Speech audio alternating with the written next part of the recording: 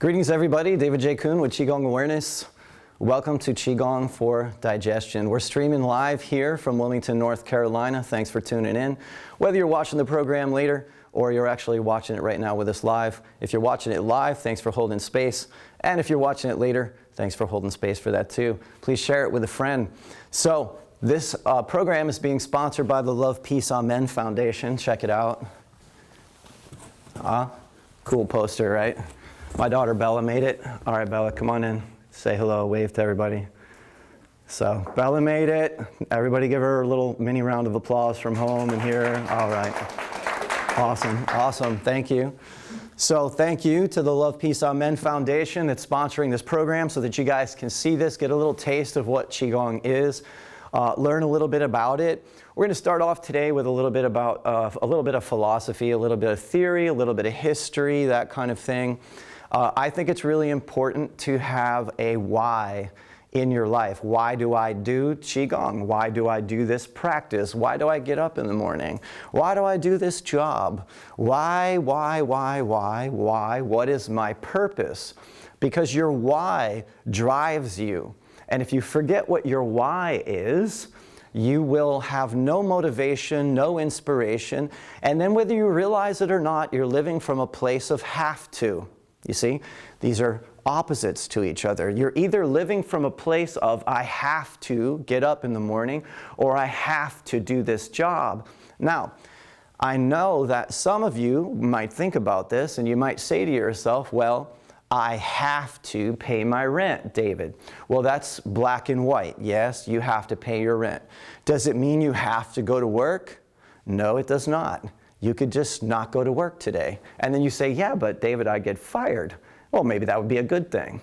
But then I wouldn't have a place to live. Maybe you wouldn't have that place to live. Maybe you would need to find another place to live. But maybe in finding another place to live, you might need to get a little more creative. There's a saying that you are created in the likeness, Jesus used to say it, you are created in the likeness of the Father, things like this idea. Meaning, to me, you are created in the likeness of the Creator, which also means you have the ability to create. Now, let's go a little further. What does this have to do with Qigong? What does this have to do with Qi? Qi is energy. Qi means energy. In modern physics, Western modern physics, we know that energy cannot be created. You can't create it. Scientists have tried. They cannot create energy. But they also can't destroy it, which is pretty profound. And so even with high technology of slamming particles into each other at the speed of light and so on, they cannot just destroy energy, which thank God, because they would have blown us up a long time ago if that was the case. All of a sudden you realize we can destroy energy, which is such a crazy thing. We can't destroy it. Somebody must have believed really intently that they can't destroy it, because otherwise you shouldn't try, you know what I mean? So it's a really profound principle that energy cannot be created, it cannot be destroyed, but it can be changed from one form to another form. That's pretty profound. And our whole life, everything from the camera that is in front of me here, to the microphone that I'm using, to the chair that I'm sitting on, to whatever you guys are, the container you're drinking out of, this is all coming from science, and this is all coming from energy that's been manipulated from one form to another form. Everything from building a little hut to building a car, or whatever the case may be. So we know what that's about, and especially here in the West, we're living that, and all around the world, really, we're living that. Most of the world is somewhat modernized, and science has contributed greatly to the life that we're living, right?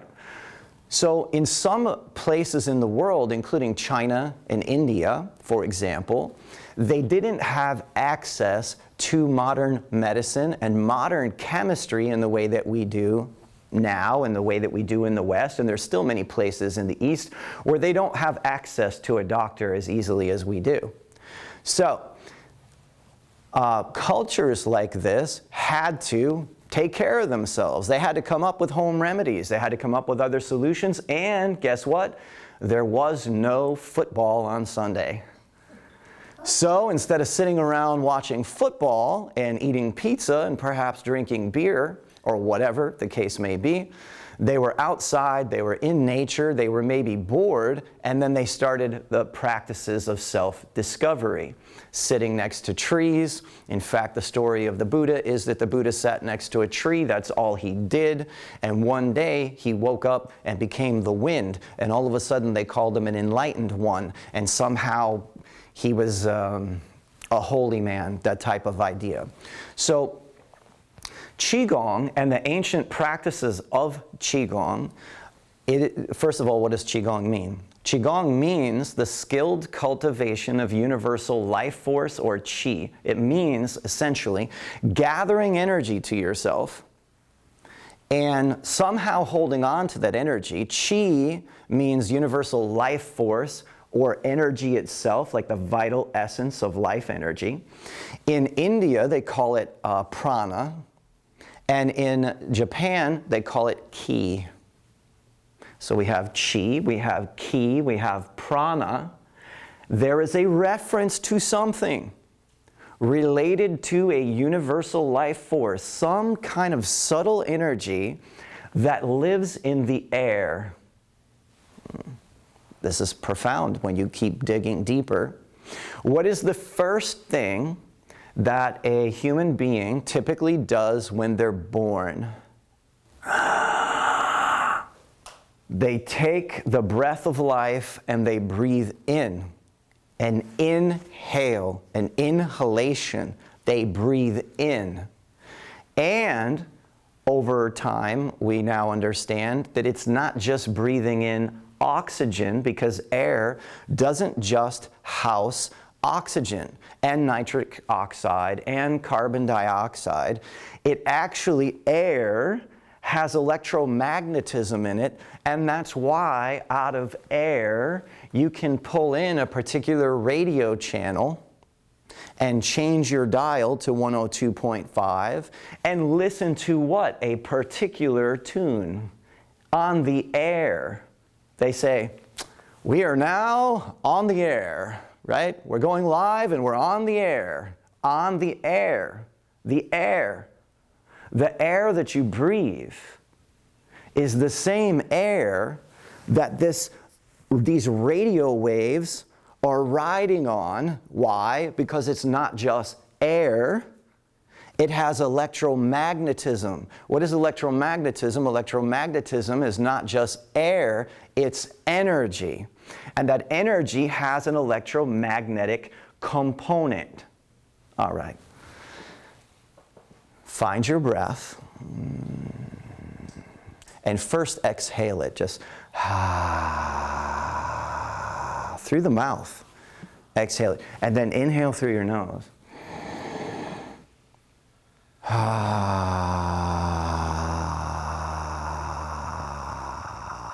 We're going to do this 3 times. Inhale.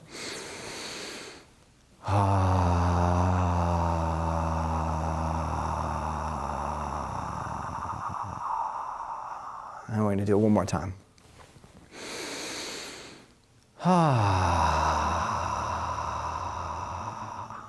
All right, so what's one of the most important concepts that I've shared so far?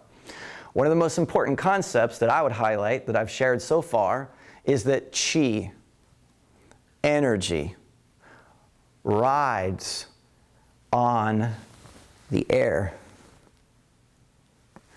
And the first thing that a human being does to give life to the physical body is breathe in automatically.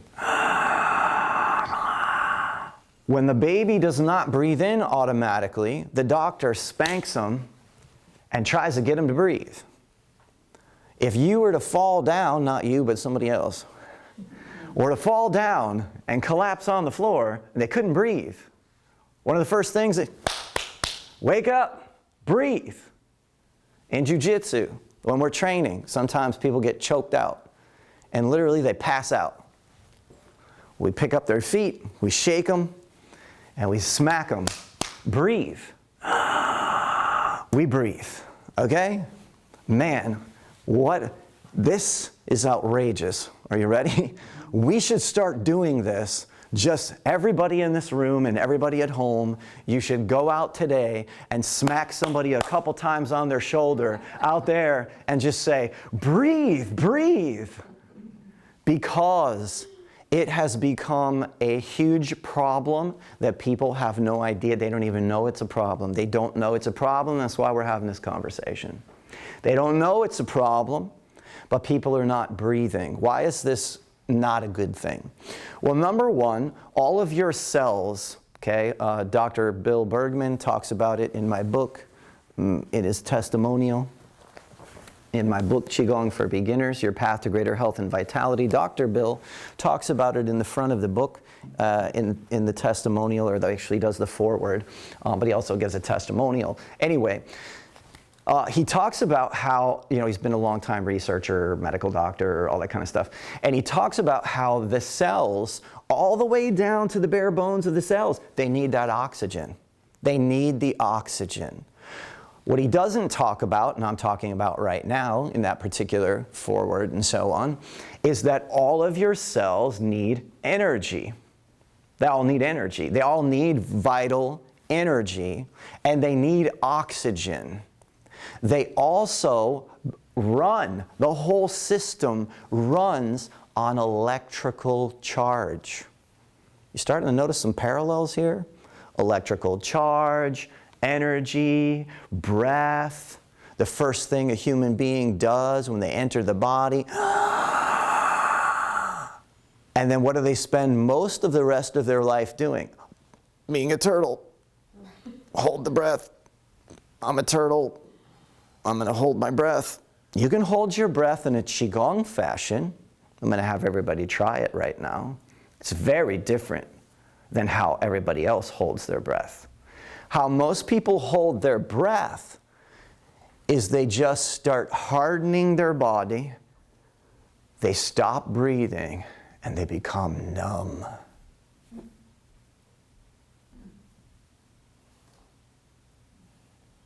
You feel how uncomfortable that's getting already? When your main presenter is just numbing out? So what should you do if that's you? Number one, you should have the awareness that you're doing it. Number two, let's just test for yourself if there is something called chi, ki, prana riding on the air. Let's test it. Let's test it. Not going to know for sure doing it one time, but let's at least test it and let's try, okay? So I'm going to give you a couple of instructions for this first exercise that I'm giving you. And don't worry, I know the title of the program is Qigong for Digestion. We'll get to digestion, but we need a background. We need a background. So, when you breathe this breath in Chinese medicine, it is said, this is how we get to the digestion piece, you're going to see the link right here. In Chinese medicine, we say that the gut is the epicenter of health and vitality. Most people are disconnected from their gut. When you were in your mother's womb, which is where your digestion began, you were breathing a very particular type of breath. They call it embryonic breathing.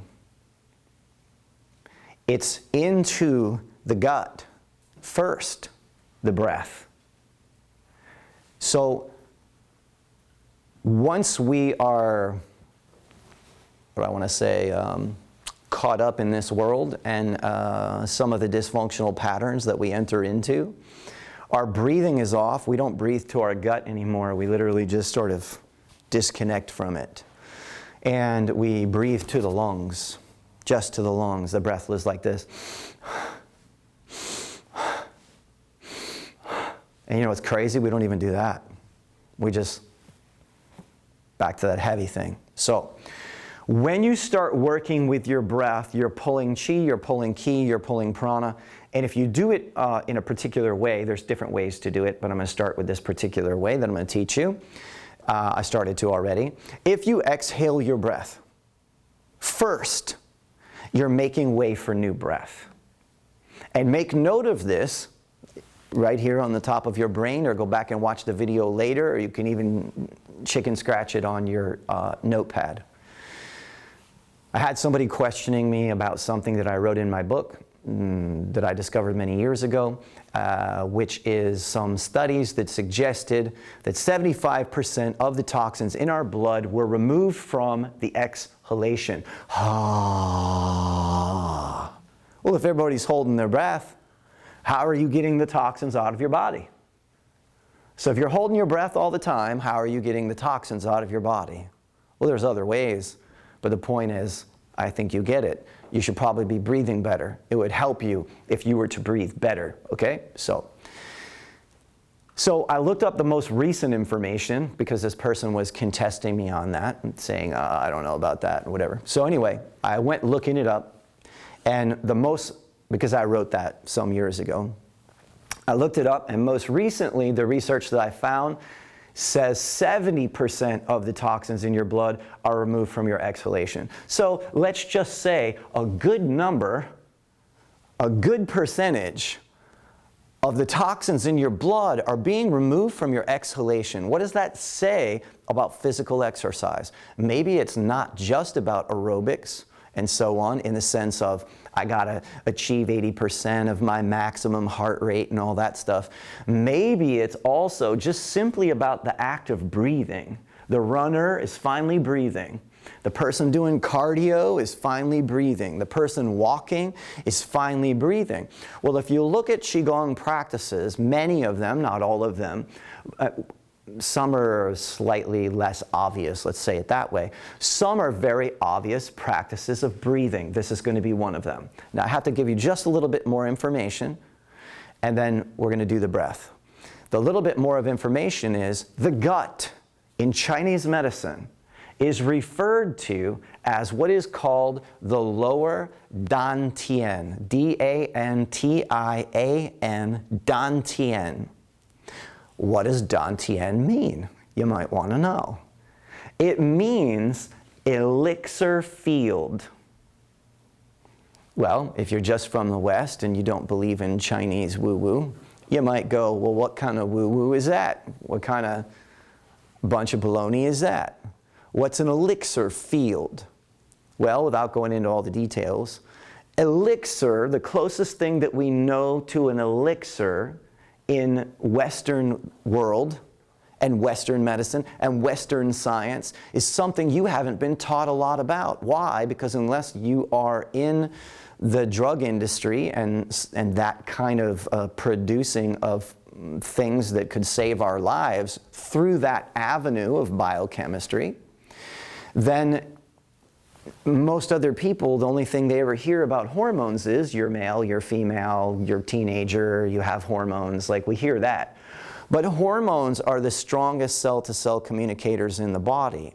And that is the closest thing that I could reference from my science studies and so on that is an elixir. Any combination of hormones is an elixir. And so why do they say elixir field? Because the gut, guys, the gut, it's not just a physical gut. It's an energy field. The gut is a field of energy. So is the heart. It's not a teaching today on the heart, but just to help you understand, Western medicine has identified that field. That's how they can do the echocardiogram. That's how they can do an ECG, read your brain, etc. ECGs, EKGs, all these kinds of things. Because of the field coming off the brain, the field coming off the heart, and guess what? They've already identified the field coming off the gut in China. We're probably going to see much more about this in the next 5 to 10 years here in relationship to Western medicine, and that's why it's a very timely program in terms of starting to teach you about digestion and the gut and the field associated with the gut. We're not going to talk today too much about probiotics. You can get that elsewhere. Highly recommend probiotics, but you can get that conversation elsewhere. So now, let's put all the pieces together that I just shared with you. I know it's a lot of science, a lot of background, and it just came out like a blast, but we're recording it. You can go back and watch it on YouTube. You can go and make notes about it. These are your whys. These are your whys. If you're like, man, that was overwhelming. He just like blew the wind on me and whatever. But now, David, give me something to do. Well, here it is. We need to now connect the breath and the gut. And if you understand that breath is connected to energy, vital chi, vital prana, vital ki, it's electromagnetic in nature, it's not just oxygen. And that when you breathe in, I want you to imagine for a moment that what we're going to breathe in is not just air, there's a thickness in it, the same kind of thickness that the radio waves are traveling across. What you would think of is space. When you look out there in outer space, you may have some sense that there's a thickness to it. You look at it, you're like, it's space. There's a little bit of density to it. There's stars there, there's clouds there. It has some kind of density. The funny thing is when you're walking around on the earth, unless there's a big cloud of diesel fuel in front of you, you think the air is thin. There's nothing there. It's thick. There's chi in it, there's ki in it, there's prana in it. And when you breathe it in, and you breathe it in correctly, you begin to charge what is called the lower dantian, which is the elixir field, and you begin to influence your hormones, which are the most powerful cell-to-cell communicators in your body, and you do it from the gut. And later we'll get into it. Is it going to change your digestion? Yes. Is it going to change your energy levels? Yes. And there's many layers. When we only got 2 hours, I could talk all weekend about it. I could talk to you about it for a week, just like this. I'd barely stop. Thank God it's only 2 hours. I'll get a little bit of rest today. For the other days that I do it 16 hours. Anyway, so, but you have to have a little bit of the armed with the information, okay? That's why I gave it all to you. Again, you can go back and listen to it later. But now you have the why of this practice. Now I want you to experiment with it. And I started to say this, I'm coming back to it, but I needed to tell you about lower dantian. That's why we just did that. So, many well-meaning people, your friends included, you're stressed out, and they say, hey, take a deep breath. Your yoga teacher, hey, you're stressed out, take a deep breath. My recommendation is the very first thing you do is exhale, and you exhale through your mouth. And I want you to just have some sense that when you're doing it, you're getting rid of toxins. Whether it's 70%, whether it's 75%, whether it's 63%, whatever. You're getting rid of a certain degree of toxins by exhaling your breath. So I actually want you to start every breathing exercise, for the most part, with an exhalation first, which then creates room, space, for you to breathe in new chi, new prana, new ki. When you breathe the breath in, you're going to breathe it in through the nose. And the way I say it as a reminder, I always say, breathe slow and low. If you breathe slow, it will raise your lower belly. Even a little bit. Later, hopefully it raises your lower belly a bit more, but we're just going to start with raising it a little. When you breathe slowly through your nose, we will begin to raise the belly. Let's test some of these things. Lower belly is lower dantian. I want you to take both of your hands, place them on your lower belly in some way where you can feel the belly raising or not raising, that kind of thing. I want you to feel that your belly is doing something or not doing something. So the first exercise, we did it already a little bit. We're going to do it a little bit more. You're going to exhale through your mouth and make like a HA sound. And I want you to push that out a little bit, just like I just did there. Don't worry about the in-breath for right now. Come back to the exhale and just push it out. Now inhale through the nose. You should feel, and then just let your breath out, whatever's comfortable. You should feel that your belly went up a little bit. We're going to do it again when you're ready. Catch up with yourself. When you're ready, you'll exhale your breath. You're going to inhale through the nose. And again, you're going to just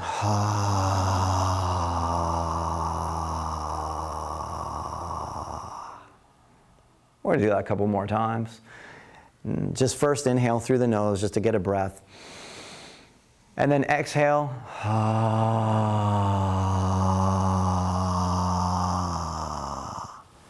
Inhale through the nose. And then one more exhale.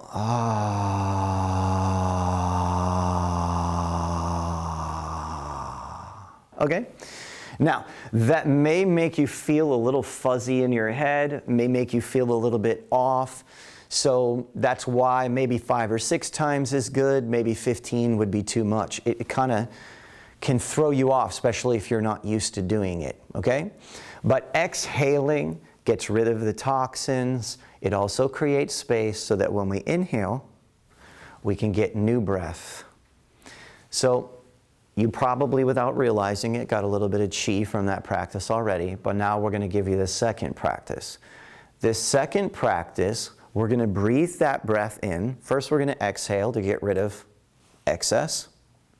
We're going to inhale, slow and low. We're going to hold the breath in our lower belly.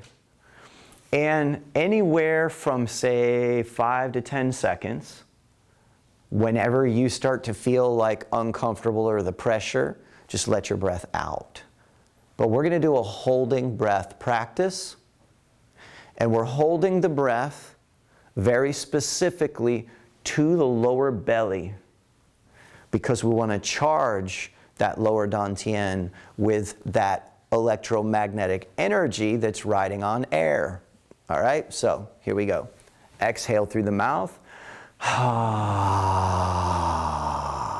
Inhale slow through the nose. Now hold your breath right there in the belly. 1, 2, 3, 4, 5, 6, 7, 8. Let it out. Take your hands. Go like this. Go like this. All right, we're going to take some of those practices now. We're going to take it into standing. This is a little bit of the background. That's some basic breathing patterns. We're now going to take it into some stand-up, some physical movement. Get a sip of water. You guys here can scoot your chairs back or whatever you want to do. And I'm going to move my chair, get a sip of water. And we're going to go to some standing practice.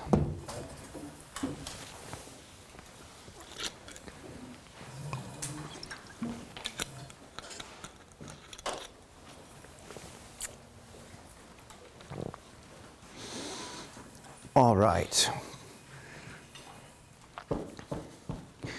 So just because you were seated and so on, we're just going to start with a little pitter-pat on the floor here of kind of marching your feet. And you can kind of come like right up here, Judy, so you're not getting jumped on over there by Carrie. That's, how is she in camera there? Good? Yeah? Cool. All right, so anyway, just moving the feet to get some circulation. We're not doing this for aerobics, but this is a little bit of pounding and opening up of the feet chakras, the meridians in the floor of the feet, one of which is the kidneys. Kidneys are very important. Kidney meridian sits there at the bottom of the foot. So just to get some circulation going here, moving the feet. Good, now place the feet about shoulder width apart. Right from here, we're going to start to shake the hands. This is very good for the lymphatic system. By the way, the majority of the lymphatic system lives where? It lives in the lower dantian. It lives in your gut. Your immune system is connected to your gut. Just saying.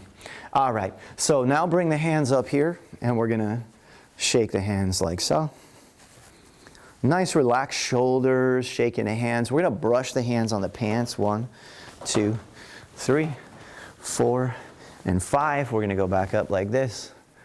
So it's like we're shaking water off of our hands, drying our hands. So if the dryer is broken today in the bathroom, you know, just shake your hands off like this. 2, 3, 4, 5. So we're going to start putting some movement together with some breath. And we're going to really start charging the body up now. What I started to show you guys is some basic practice, but it's also advanced practice. In an advanced practice, we might practice much longer period of time seated, but I don't start people there. But I did want to give you a taste of that. Now we're going to do some stand-up. We're going to do some movement here and put some of this breathing business together, gathering some chi with some of my favorite practices. 2, 3, 4, 5. If you could imagine for a moment, you're just clearing your energy here somehow. And then when you're going like this, if you could imagine like clouds of energy, just like dirt coming off your hands. That's kind of what we're working with here, okay? So just brushing, brushing, brushing, and then coming back up, okay? Anytime we move the chi, we're going to improve our digestion, by the way. 2, 3, 4, 5. That's also true for the blood. So stand out a little bit wider there. We're going to go ahead and we're going to bring the hands up like this. We're going to, like they're being pulled by puppet strings, so it looks like we have this, whatever you want to call it, like a limp wrist. And we're going to go back down, and we're going to sink our body this way. And then like you're going to come up, and we're going to go down. Now slow it down, because soon we're going to add breath to it, about this speed. Getting grounded, lifting up.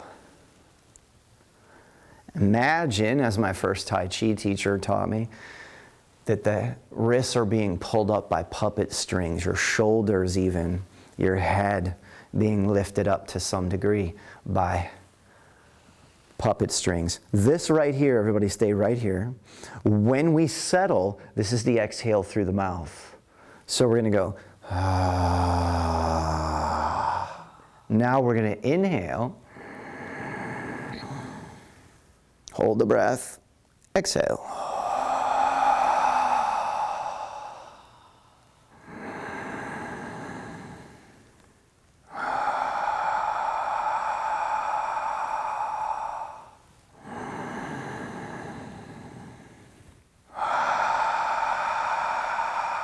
Trying to match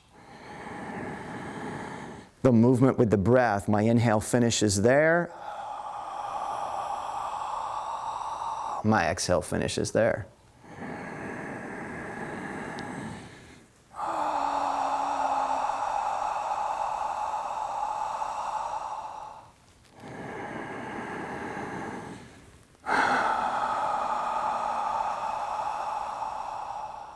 Good. And just kind of move your feet, like bounce them for a second. I'm going to come back to that exercise. We're going to add one more piece. All Qigong exercises have various balls to juggle. You can only learn so many so quickly, but I am going to go back and I want to give you one more ball to juggle with that particular exercise. So first we're going to go into this exercise called Dao In. Dao In means tapping. These are acupuncture lines. These are meridians along the sides of the legs. For example, right here, did you know that your gallbladder is also here on the sides of your legs? On the level that it is, it is. This is the gallbladder meridian in Chinese medicine. So we're going to go down the outsides of the legs. And did you know that right here on the sides of the knees and the shins, right here, about 3 finger widths down, if you were to tap right here, you're now tapping on the stomach meridian. The stomach is involved with digesting your food. Now come up a little bit. Right here, not in the very center of the thigh, but kind of off to the side and not all the way around, but right here on the edges. This is where the stomach meridian also runs. So we're going to go right here and we're tapping the stomach meridian. Nice light tap. Why? To get the electrical charge moving, to also move the blood, and to also move the lymphatic system. Good. Now, in a moment, we'll go back to that other practice, but we're going to keep going here. So right here, you're going to plug your middle fingers together. Imagine that the other ones are all plugging in together. I want you to drop your elbows and drop your shoulders.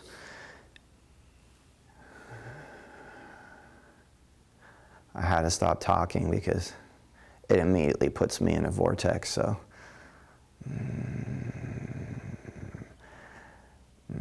If you're first trying this exercise, it just feels like a very physical practice. It's like, what am I doing? This is hard. But over time, it has like a supercharge to it. I love doing this in between trees, or standing with my back to a tree, or face to face with a tree. This particular exercise is called standing like a post. The challenge of this exercise, aside from the obvious, is to actually stand here in this pose. Relax your thighs as much as possible. Relax your shoulders as much as possible while still maintaining the pose. That's the challenge of the pose. It's very similar to yoga, but different. Very similar, but different. So we're trying to hold the posture while relaxing all the musculature, literally allowing the muscles to sort of hang off to some degree. The bone, like stretch, just drop. Let gravity loosen up your musculature. Trust that somehow the energy is holding you up, that your frame is holding you up. Go ahead and inhale through the nose, exhale your breath through the mouth. We're going to do that 2 more times.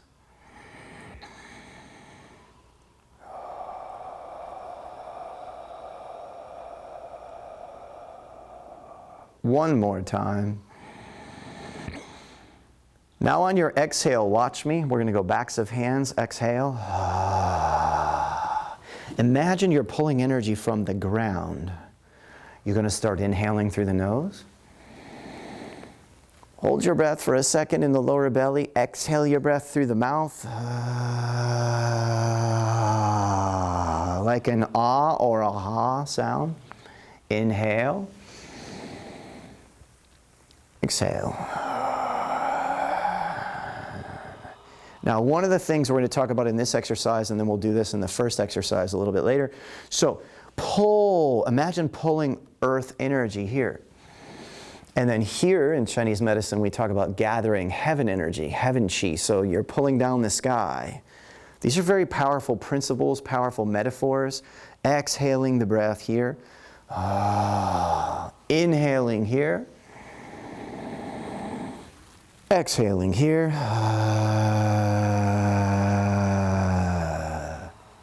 Inhaling here. Exhaling here. Excellent. We're going to go back to the first practice I showed you. We're here. We practice breathing in and raising up our body. We practice exhaling and sinking our body a little bit. Now what I want you to do is imagine when you're breathing in that you're pulling this energy also from the ground, so that inhale pulls it into your gut, but you're pulling earth energy. Then you're going back into the earth as you exhale here. So we have a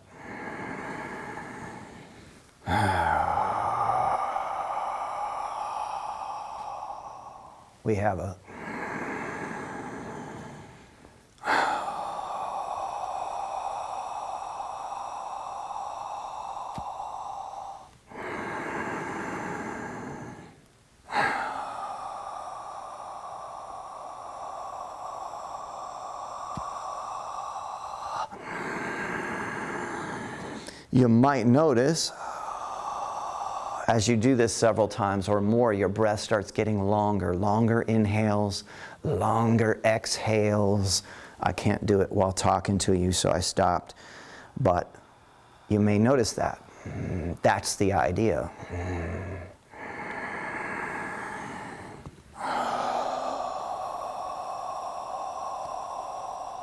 Now take the backs of your hands. As you stand up, you sink, you exhale, you inhale. Gathering all that energy. Exhale.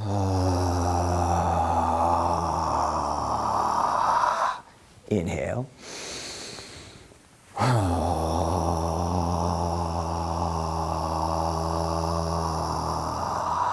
One more.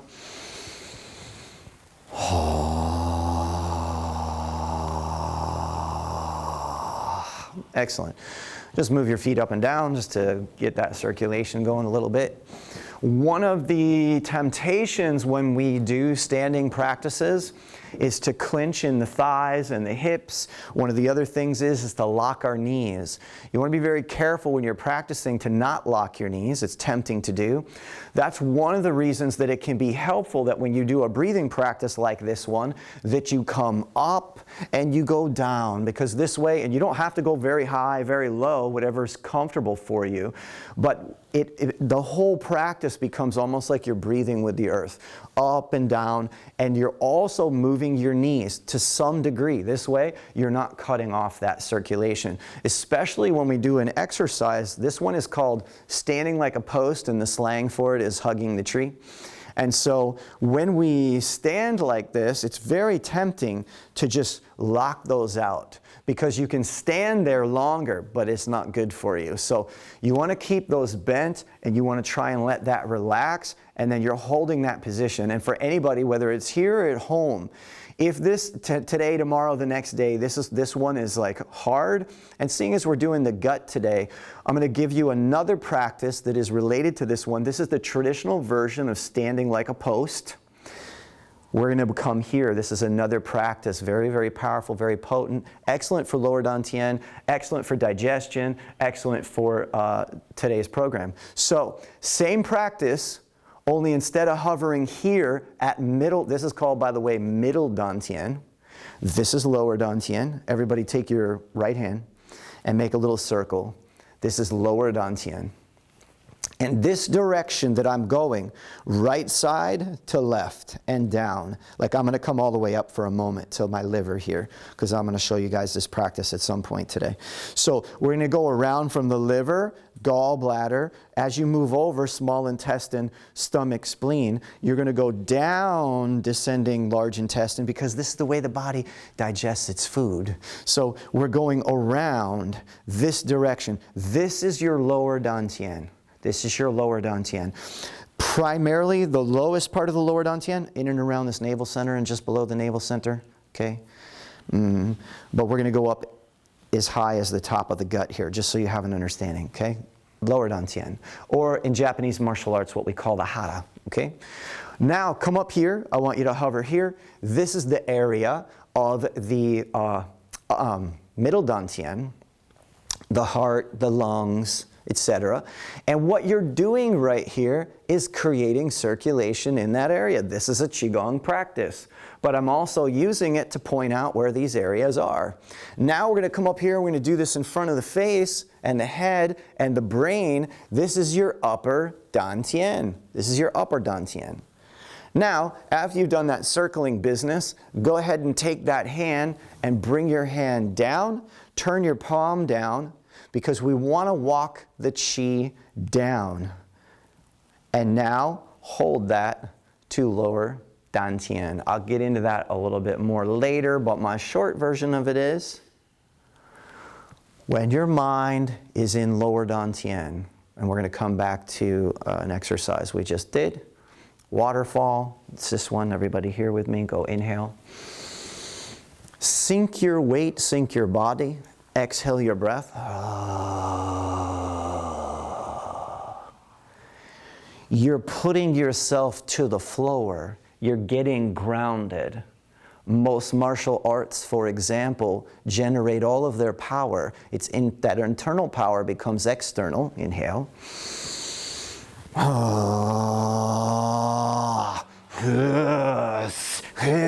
It all comes from lower dantian, or in Japanese martial arts, what's called the hara. With Qigong practice, unlike a karate, a kung fu, a taekwondo, where we're striking, we're breaking, we're hitting, we're yelling, we're making noise, Qigong, you keep it all. You don't let any of it go. So instead of a like, shia, shia, wah, you're doing all of this, instead of all of that, you're literally containing it.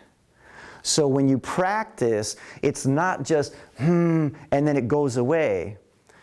You're housing it here. The lower dantian is not only the gut, not only an elixir field, lower dantian, it's a battery. And you can charge it. And that's how people like myself, who didn't even know anything about it, became a very powerful Qi healer, because I literally had so much Qi emanating out to my hands, it wanted to go do something. That starts in your gut and in your lower belly, and it starts with these kinds of breathing practices. So let's do this one more time, this waterfall one. A couple of key and pieces. Whenever I watch, because I teach a lot, right? So whenever I watch people doing waterfall, I see a lot of people do this, and see if you can see the subtle difference between the two. So they'll go, they're watching me and everything, and they kind of go like this. It's subtle, but it makes a big difference. So they go. Their breathing's not quite right, and they're making these like arcing circles, like the Karate Kid, wax on, wax off. They're making a circle, but rather ground. Mind, energy, breath to the ground. Imagine like dragging your fingers into the earth. And I'll give you a little demonstration of this in a little bit, of what I'm talking about. Inner power, physical power. Taylor will help me. So we inhale. Then imagine like somehow you're pulling this ground upward. And then here you're pulling down the heavens. So you're pulling that energy down, down, down. And you are, to some degree, stop right about there. You're going to put it in the ground, but before you put it in the ground, look what you're passing into and through. Lower dantian. So when you go here, you're taking that energy, imagine putting it in lower dantian. Now extend the energy down through your legs, down through your feet. Now inhale.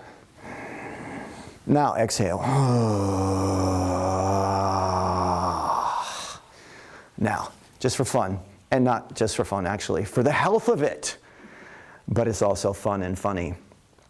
Some of you will be embarrassed. It's a good thing you're not on camera. But make a little bit of a sound now with this waterfall. Make a little bit of a sound like you hear if you've ever watched a sumo movie or anything with sumos.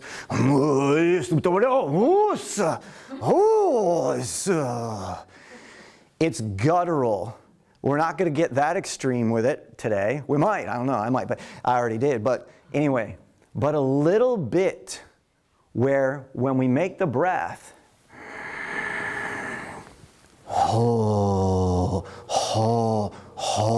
it's coming from the gut.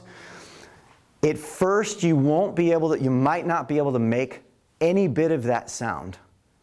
Why? Because people are holding their breath. The rope, which I more than likely will get into, assuming I have time and so on when I keep going here, but probably get into when I talk a little bit more about the medical Qigong aspect, but I'll give one piece of it, is that from your throat to your gut, it's all one long rope. And if you're holding your breath and you're closing off your throat, you're closing off your hormones, you're closing off your breath, you're closing off your digestion. And one of the things that people are doing without realizing that they're doing it is that connection is not there. If you can make any bit of this sound, you have to open your throat, and the sound comes from the gut. In other words, best as I can do it for you. If I go just lungs, okay? Ha, it's up here. Ha, it's up here. If I go, oh, hey, those are all gut sounds. Most people can't do that. And it's because the disconnection is there. And if you can't do that, you do not have the same kind of internal power that a Qigong master does, that a samurai sword master has, et cetera, okay? So one more time, just play with it, just do what you can. So you're here, inhale. And then just a little bit of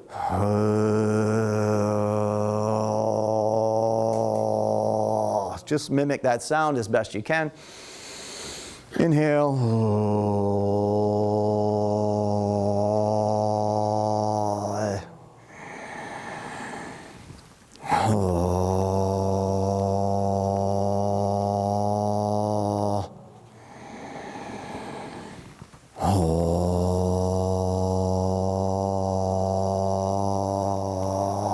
Two more.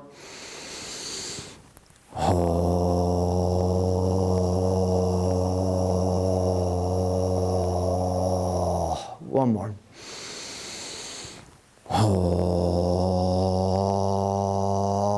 Now hold this. Hold this. Hold this. You want to know where inner power lives in your body? This is the first seat of inner physical power. There are psychic powers that live in your body, such as the third eye. But if you want to know where your physical power lives, it's right here.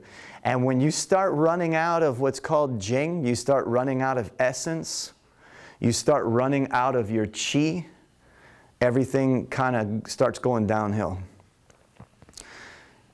As long as you're not literally on your last leg, you have the ability to recharge this battery. You literally have the ability to recharge. When you have somebody who's really on the demise, stage 4 cancer, they're 98 years old, and they've been in the hospital for 8 weeks, there's a very small chance, a rare miracle that's going to change that. But unless you're in that state, you have the ability to recharge your lower battery, start bringing back that vitality to yourself, because it rides on the air and there's a place for it to sit in your body and a battery that you can start charging. And if you do, it starts changing everything that's going on with your biochemistry. And if you change what's going on in your biochemistry, you're going to change your digestion. Change your digestion, you're going to change a lot of other things going on in your life too, because Qi in the belly built up equals inner power. You see how I tricked you into standing tree meditation? You're all practicing standing tree meditation right now. You see how I stalled? I didn't say anything. I just talked to you, distracted you. This is standing tree meditation. You're not just standing there. Your legs, if you have bent knees and a somewhat straight spine, and your pelvis is tucked slightly forward, your butt's not sticking out, but you're also not pushing forward, you're somewhere right in between, then you're practicing standing tree meditation. Your legs act like two pipes, and your feet will start drawing energy from the earth, especially if you're outside barefoot, standing near a tree. That energy will rise up through the earth to your feet, up your legs, and start rising up your acupuncture meridians. It'll also rise up through the paramycium of the muscle, start going up through your musculature, start going up through your bones. It starts feeding lower dantian, which changes your digestion. And then it starts feeding the all-important organs called your kidneys. Stay with the practice just long enough, and there's going to be a little something interesting happens in your throat. It's related to digestion. It's called saliva. But saliva is not just saliva. It houses hormones, cell-to-cell communicators that go all the way down to the DNA. What's DNA, Bella? Deoxyribonucleic acid. All the way down to the DNA. It's the blueprint of life. Your saliva goes all the way down to your DNA and instructs the cells to continue to be healthy or to not be healthy and to die.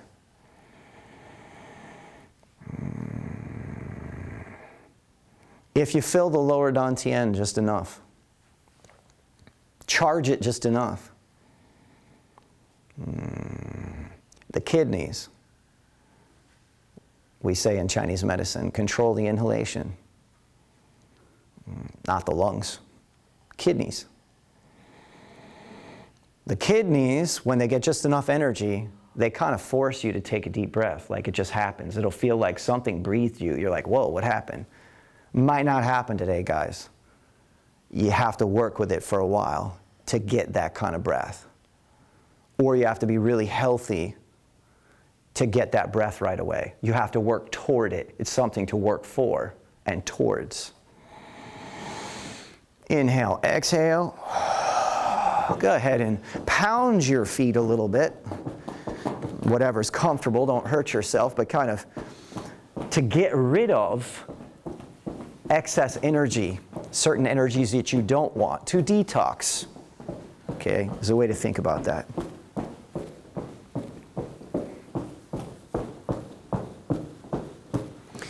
Excellent. Go ahead, have a seat. You guys at home, get a little sip of water.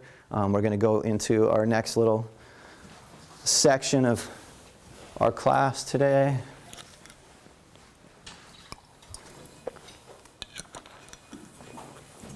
Taylor, could I borrow you for a sec, if you're ready?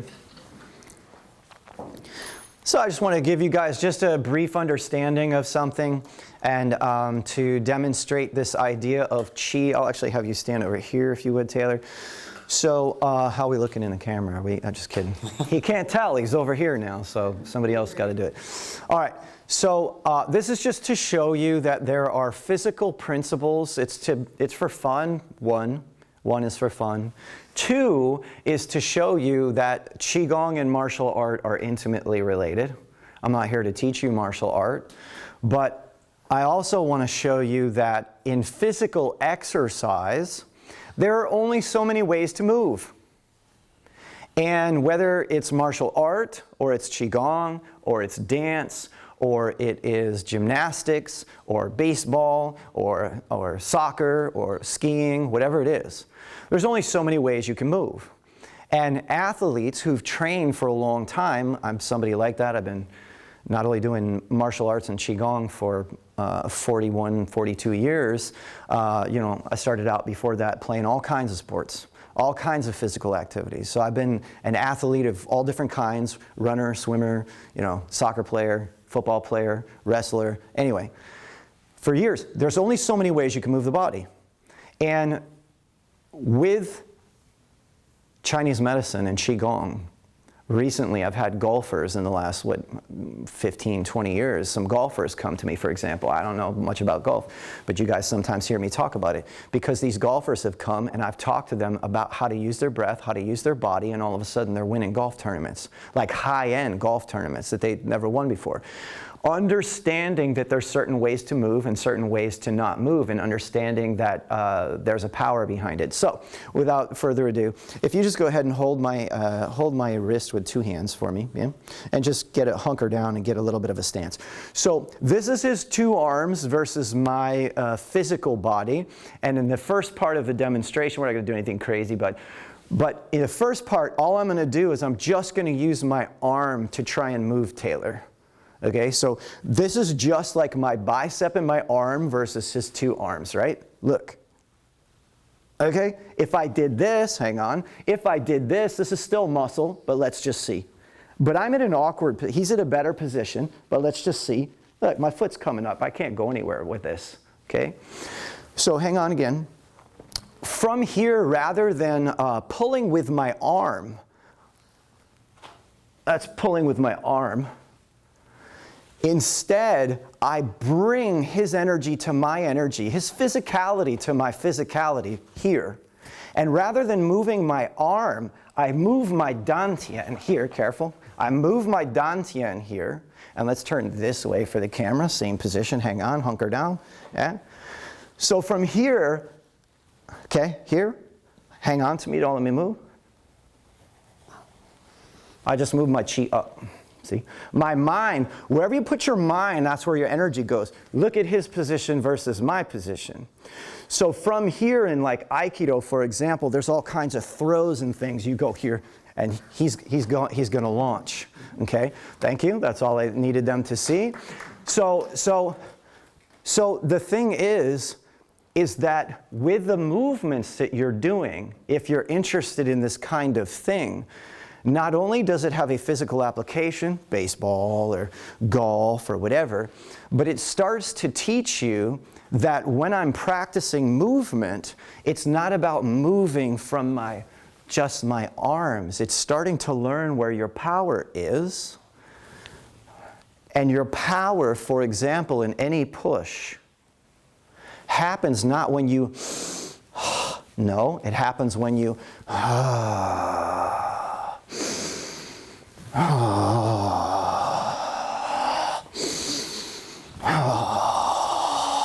the inhale,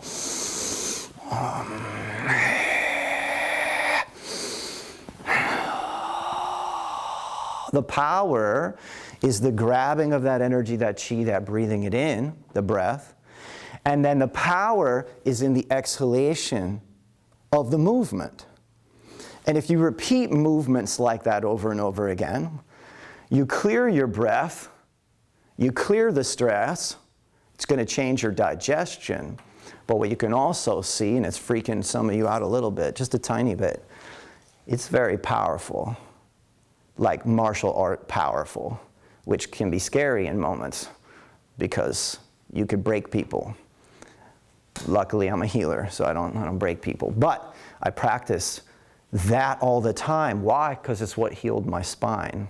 It's what heals your body. It makes your body very strong. It makes the muscles and tendons very strong. Bruce Lee was amazing with that. Very, very powerful energy.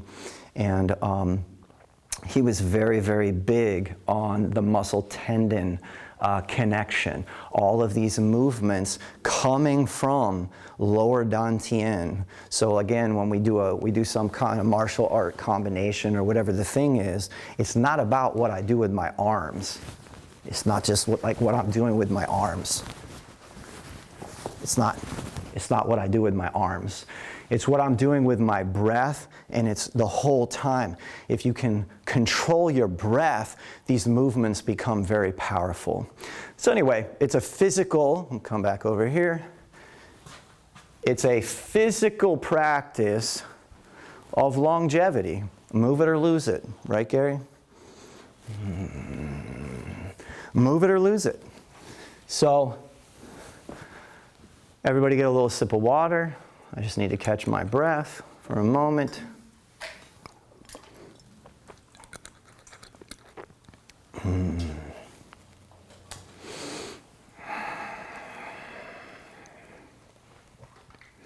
So, come back to digestion a little bit. We'll go back into here shortly, momentarily. We'll go into a little bit of a guided meditation practice. In fact, I'll start with that. So the very first thing with any meditation, for the most part, that I would teach you, a still meditation. People have a very hard time being still and staying awake without passing out and going to sleep. People have a very hard time holding a physical posture and staying still. I taught you one earlier, but this is also a physical posture.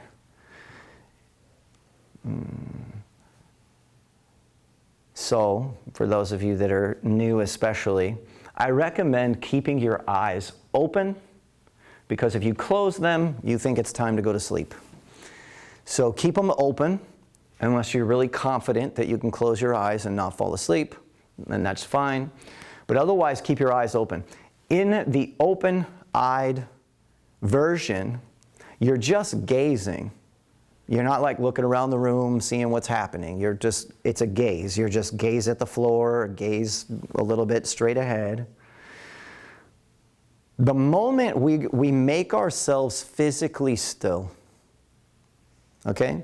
And let's talk about briefly this reference you've heard to digestion.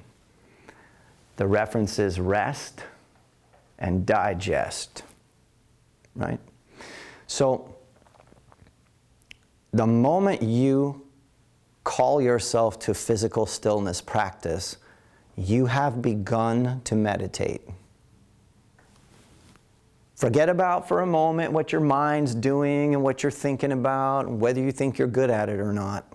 I want you to understand the first level of it is practicing being physically still. So in a moment, I'm going to say we're starting, and then we're going to be physically still, and we're going to try and do that for a couple minutes. Okay? It's not going to be, on one hand, super challenging, and yet at the same time, it's very challenging for most people to just even do it for 2 minutes. So, I told you earlier, it's very important for you to know the why. The why is, when you become very still, and we do this 2-minute practice, I'm literally going to look at my watch and we're going to do 2 minutes. When you do this 2-minute practice, you're going to gather more energy to yourself. You're not necessarily going to notice it. You're not going to be like, oh, I feel like I can go run a marathon. But whatever you notice, I want you to pay attention and I want you to notice. We're going to do 2 minutes and then we're going to go a little bit longer. I have just a couple more details that I need to share with you so you can be watchful for this particular meditation. Okay? The moment you go to stillness and we start to practice, I want you to observe your saliva. That's it. It's what we're going to do. All right? So here we go. We're going to go 2 minutes. Starting in 3, 2, 1, go. Be still.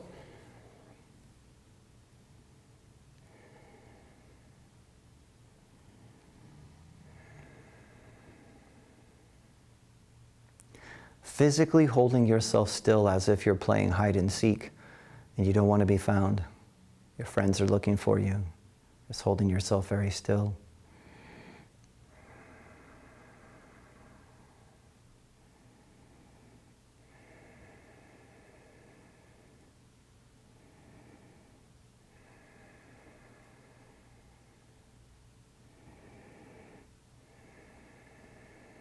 The second thing I want you to do is you're observing your saliva, the lack of saliva, or when saliva moves.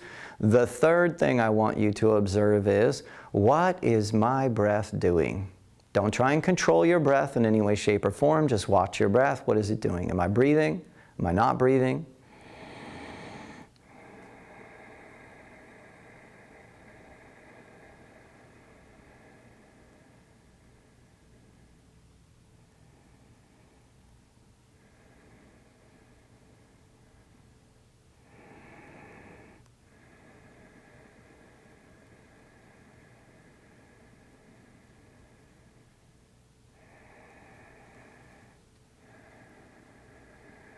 "30 seconds left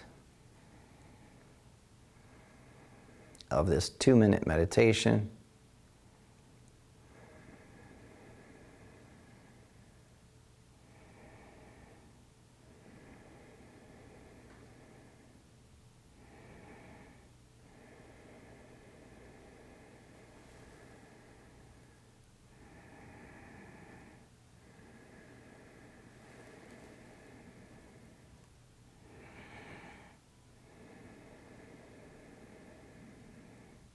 And go ahead and take 3 breaths. Inhale, exhale, inhale, exhale.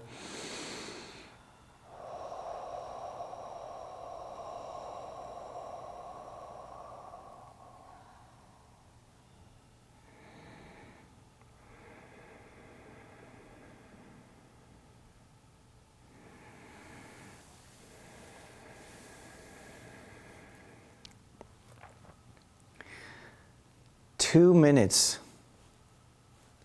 anybody in this room can afford. Yesterday, I got a new phone, and I usually have like Amazon Music hooked up to my radio, and it's not working just yet. So I turned on the radio, which I like rarely ever do, because I don't listen to commercials. Why? Because it is total programming. All commercials are programming. All commercials are programming. I'm programming you with Qigong. but it's better for you than a lot of other things you're being programmed with. I could list a whole bunch of names, but I won't today. So anyway, on this program, the song's on there, and then right after the song, there's a little, jingle and some kind of thing. And anyway, this woman came on, and she was talking about a poll that's been done and how many Americans would like to have 1 more hour every day. And somehow they did this thing of somehow discovered that Americans would be willing to pay $2,700 a year to have 1 more hour a day. How they come up with this stuff, I don't know. But anyway, and then it was like, this person on the radio was like, what would you do if you had 1 more hour a day? Well, right away in my head, I already know what one primary thing that the majority of people would say they would do. Some people would say sleep. What's that game where they say, survey says, anyway, you know what I'm talking about? Anyway, so it'd be one of those games. But anyway, in that game, my first answer would be exercise. It's going to be right up at the top, I promise you. Right up at the top. Large majority of people, you ask them, what would you do if you had 1 more hour every day? They'd say exercise. The other people who are too exhausted to exercise, they'd say sleep. I'd sleep 1 more hour. They're like, I'm done. I just want to sleep. Just give me 1 more hour to sleep. But exercise would be right up there at the top. That should tell you something, because people know they should do it. It'd be good for them, but most of them don't. And one of the excuses we use, don't have time.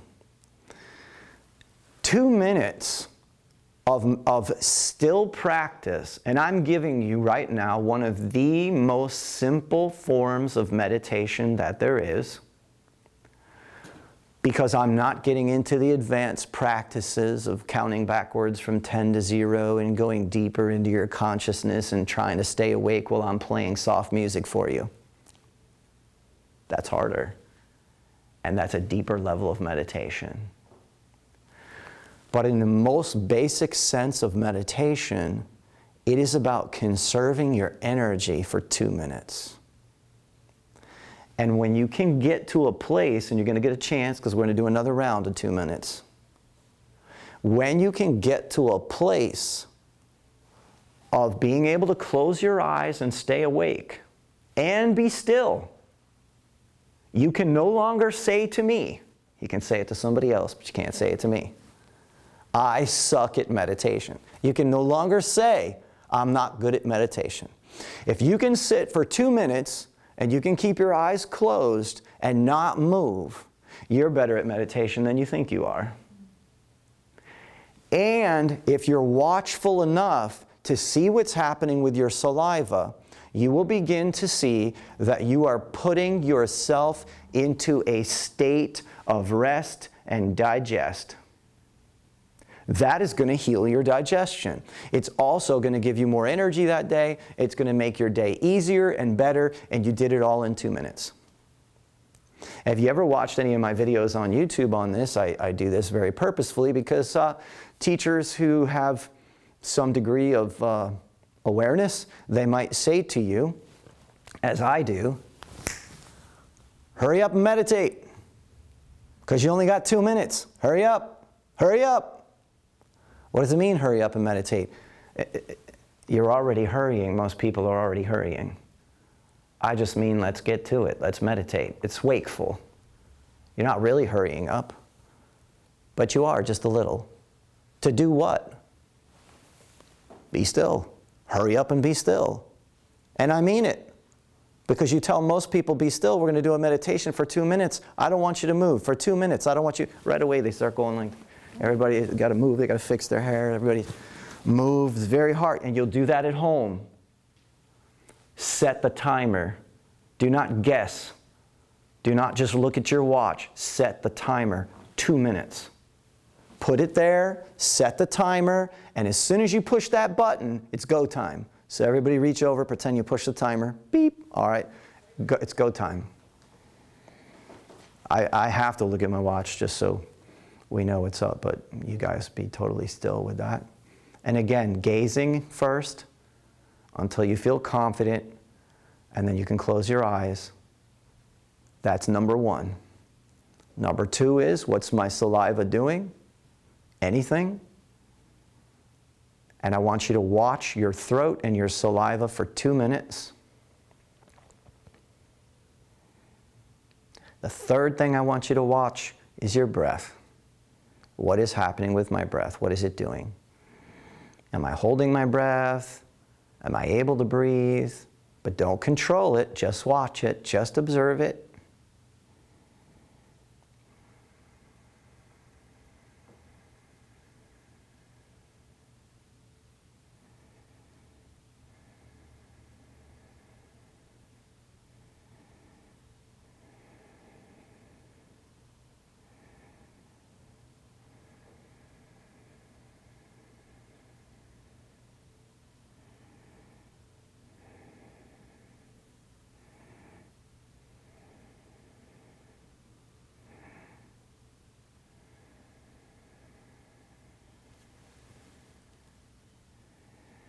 Thirty seconds left.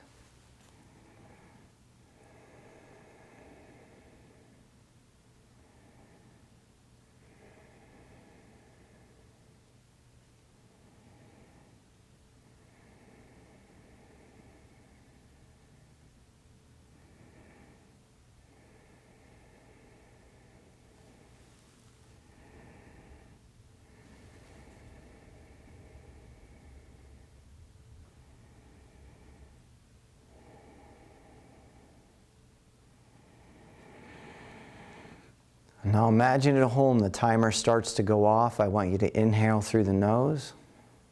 Before you even reach for the timer, you inhale through the nose, you exhale your breath. You could reach over, shut the timer off, and then take another inhale, exhale. I want you to have those 3 breaths. Inhale, exhale, inhale, exhale, inhale, exhale. That's what I mean, 3 rounds of breath.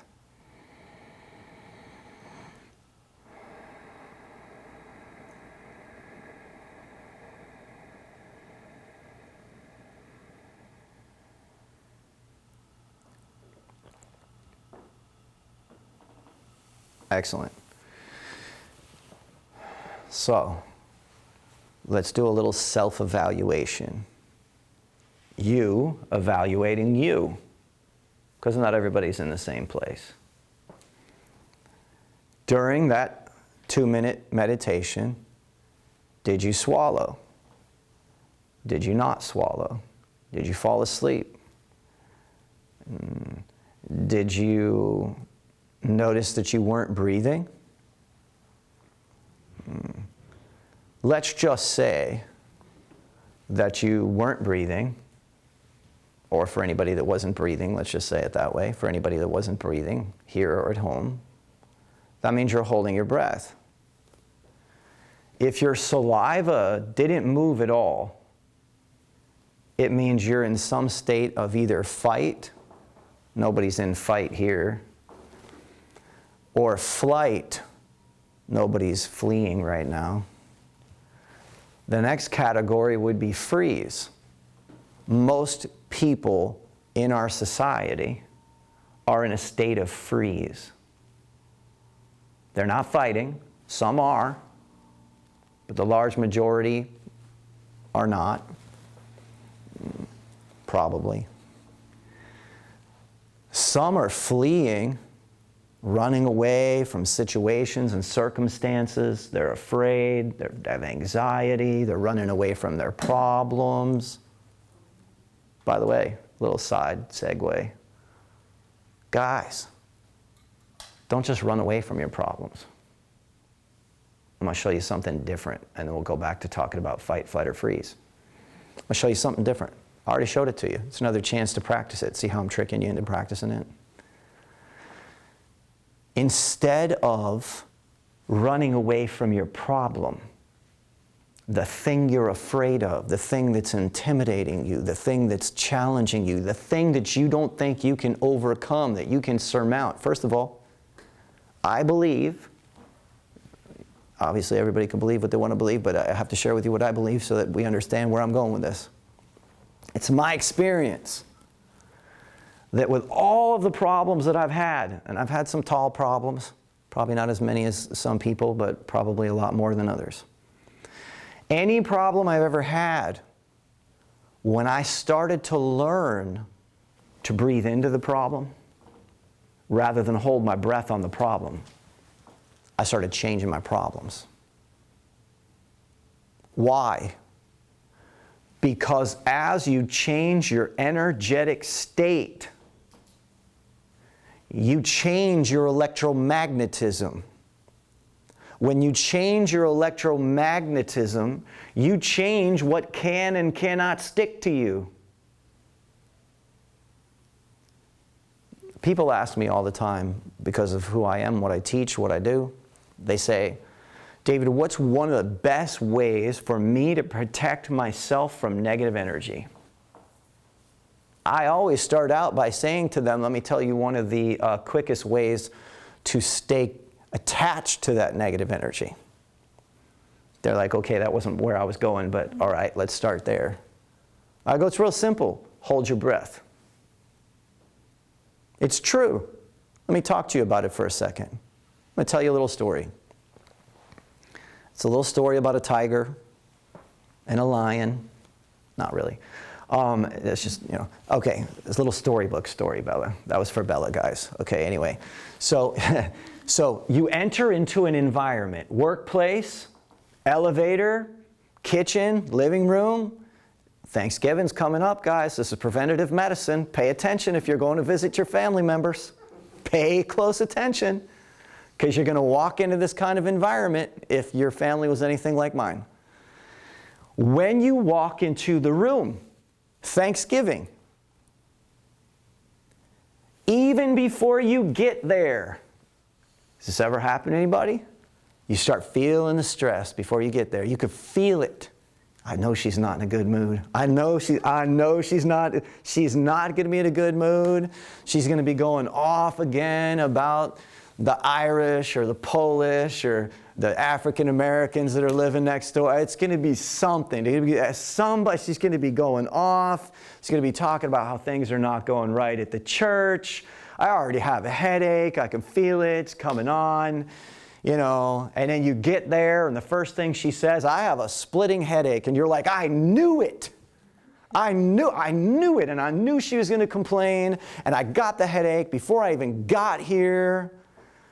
And you think you're onto something. You're like, man, I am aware. I knew it. I knew I should have not gone to Virginia. I knew I should have gone to Virginia, whatever your story is. I should go, I shouldn't go. But you think you're onto something, and you are. But you don't have the whole story. So you go home blaming grandma. Can't believe she talked like that again, and I got her headache, and I got in there, and my head was... And then so you come to somebody like me, and you go, how do I protect myself from their energy? So now let me tell you something related to psychic, energetic stuff that a lot of people don't like to talk about, but I talk about it all the time because other people don't like to talk about it. That's why I talk about it. And it'd be good to know, when you go to parties, when you go to functions, when you go to the workplace, when you're in relationship with anyone, can anyone here tell me how it was that you were connected to your mother when you were in the womb? A lot of ways. Energy, but the umbilical cord, where did it attach? Your belly button. Lower dantian, your second chakra. Boom. Mind blow. When you go out into the world, most people, that's how you're connecting to each other. Through your navel center. Society is having conversations all day long. The large majority of them are not out loud. They're gut to gut. That's called the collective consciousness. A few moments ago, we just did a meditation. Some of you felt it more than others because some of you trained with me longer. Some of you are into it a little bit more. There's levels to this stuff. But to whatever degree you noticed it, whether you're at home, whether you're here, to whatever degree you noticed it, There's something else that was happening when we meditated for 2 minutes. Everybody's fields are syncing up. It's like we had a genius idea and we sat around and we meditated on it. The energy in here was more powerful than if you were at home sitting there with your own timer by yourself. That's the power of gathering in a group.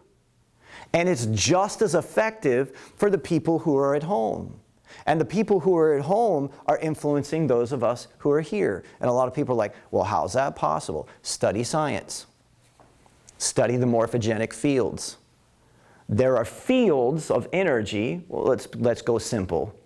Simple is, did you know that gravity reaches from here to the moon? It's a field. We could go further. Let's talk about the heart field that they're able to measure. They can measure your heart field from here to the moon. Yours. Your individual heart field from here to the moon. You can also go in and they'll give you an echocardiogram. Take a look at your heart. And they could do it on an instrument right over here. But then the Chinese medical Qigong master like me comes over and puts the hands over the heart or the chest or something. And some people are like, what was that about? How could that possibly work? It's energy fields. Medical Qigong is a form of field therapy. Field therapy. We're working with fields. Fields are influenced by not like thinking. You think that's the mind. If we get a little bit scientific and a little bit specific, that's the body mind. It's not the mind, it's not the higher mind. In my book, the way I explain this is I say that the thinking that we typically do, the thinking, I call that secondary thinking. Because it is, it's like an echo from the past. Primary thinking, for example, you get up in the morning, you're tired, you don't want to get out of bed, but you got to go to work, or you have some function that you want to go to or whatever. You decided you're going to go. You go, okay, you know what? I don't have to go. I chose to go. I'm going to get up. But the mind's like, stay in bed, sleep, you're tired. I don't feel like it. Secondary thinking. Primary thinking can say, I'm going to get up anyway, I'm going to do it. That's primary thinking. You can think right over the top of those other thoughts, exercise your will, and do it anyway. How many times, especially as you get older, how many times have you been sitting in a chair and you're like, oh, I don't want to have to get up. And then you're just like, okay, I'm going to get up. You decide. You make the decision. Primary thinking overrides secondary thinking. So all of that information is related to fields of energy. And again, there's a lot more to it. There's many layers to it that people just don't know. I'm not going to go into all of them today. That's enough for now. But understand, you're connected via energy fields. And when you're in the car driving to see grandma and the family, you're already picking up on their energy. Because not just because you're getting closer in proximity, in other words, let's say you had a 3,000-mile trip. You're actually just as connected to that field when you're 3,000 miles away.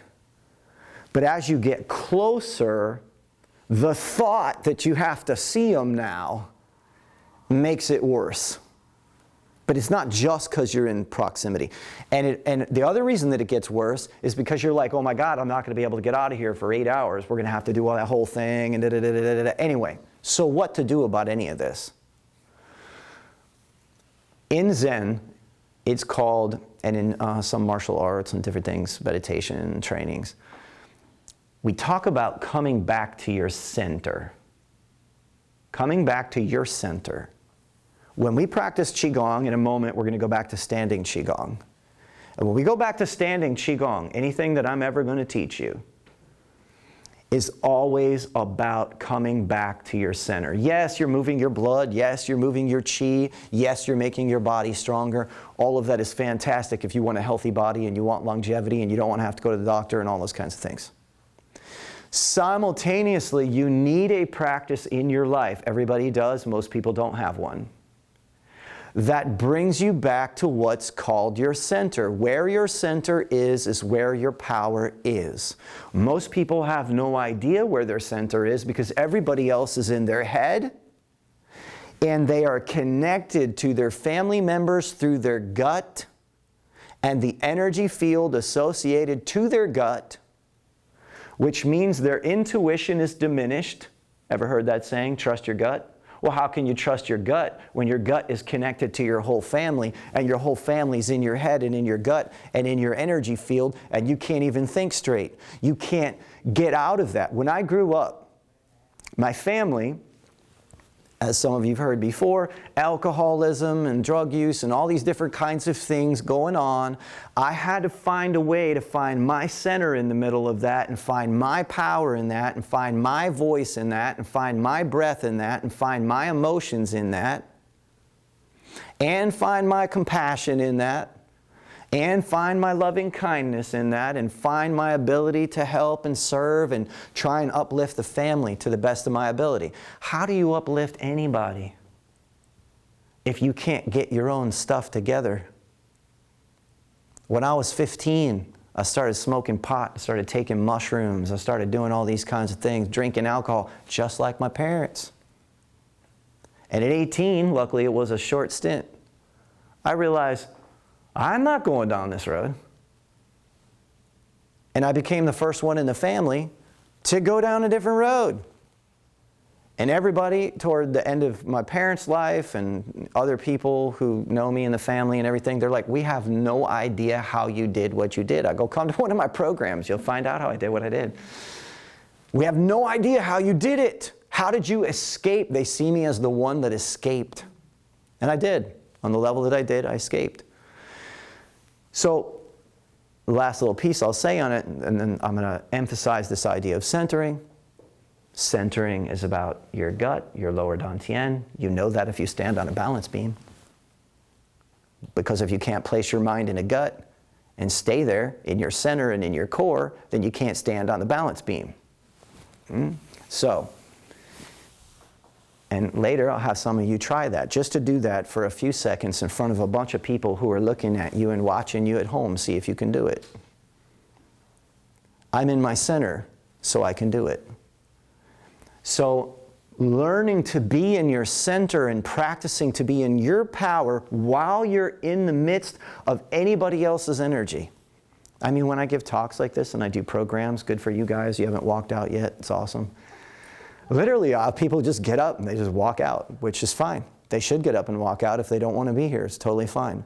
But literally, I'll be in a program with, like, it could be, big program. It's easier if it's big, right? They just slip out the back door or whatever. But, but I've been in programs where they invited me in and I got like 12 business guys. They're all around the table and I start talking and you just see two guys and they just look at each other and they're like, out the door. One time, I'll say briefly, I was giving a talk. It was at a Rotary Club. This is back in Colorado. And there's like 50 people there, mostly men. And, men are more serious. Ladies are already like connected more to nature and everything than most men anyway. So they're in their suits and they're, everything. And I start talking about the energy and chi. And I start talking about how energies like started coursing through my hand. And right as I say this, they got me all mic'd up and everything, and I'm next to these big speakers. They have big speakers like up on the stage. And I put my hand near the microphone, and all of a sudden it starts going feedback, like this, and then they're like, what the? And so people start wigging out anyway. I have like a bunch of them like they're like, we're out of here. I don't know what's going on. He's doing voodoo. Anyway, so your center, I told you physical reasons, you might want to breathe. Energetic reasons, you might want to breathe. Reasons related to digestion, you might want to take in. but also how your digestion is connected to your family and so on. And now I'm bringing it around to the idea that centering, finding your center, your power, which I gave a martial art demonstration, very mini martial art demonstration with Taylor there, of how being in my center and taking his puts me at a big advantage. So learning to find your center when it's quiet and chill like this, and then being able to go out into the world in the middle of a subway or New York City or wherever, whatever your thing is, or go to the family on Thanksgiving, and then being able to find it there. Because guys, if you can't find your breath here today, you're not going to find it at Thanksgiving. Not going to find it. Won't be able to. If you can't find it in the quiet of your home, you will never be able to find it in the presence of a party or a cruise or the airplane. But if you find it at home and you get good at it and you take the time outs to do it, you're prepared for everything that's coming next. And on a last note, just in case I didn't say it before the program's over, before we go to practice center, this is another big why for me. And I'm not here actually to just sell you on it. I'm here to share it with you. Take it if you want it. This is how I live my life. It doesn't mean you have to live your life this way. But what I realized back when I was, say, 18-ish years old,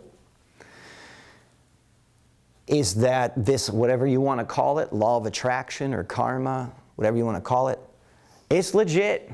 And if you don't think it is, sit down and start journal writing your thoughts and start journal writing what you're meditating on and start listening to what comes out of your mouth and start look at the people that you're hanging around, take a look at it, observe it, listen to what they tell you, what kind of feedback they give you. You will eventually become convinced that law of attraction is happening. So you can pretend it's not, you can act oblivious about it, but it is happening. And it's not as simple as I say this mantra and that mantra and my whole life's going to change. I wish it were that simple. But when you start to layer your understanding and you start practicing with your breath, you start practicing centering, you take the time to write down what you're thinking, what you're focused on, what you believe about yourself. Oh, I know. People go, oh my God, I don't have time for any of that. I'd have to be retired to have that much time. Listen, this is how you make your money. This is related to your health and whether you go to the doctor or not. This has everything to do with your girlfriend, your boyfriend, your best friend, your wife, your husband. It has to do with who you're going to meet tomorrow. It has to do with what's going to happen next week, next year. So you try and tell me that you don't have time for any of that, and I'm going to just smile and say, okay. But when you understand how it works, you make time for it, because you're literally creating your tomorrow. All right, that's my pitch on that. So here's the practices. We're going to come back to them. I already gave you the whys. The new why, the extra why, is to come back to your center. Your center is your breath, your feeling good, your clarity. That's what these exercises are going to do. It's going to do all the other stuff too. But now we're going to do some of the same practices. I might add another one or two. We're doing it to come back to clarity, okay? So move your chairs if you desire or need to. Come on up here again. Judy and Felicia, you can join me up here.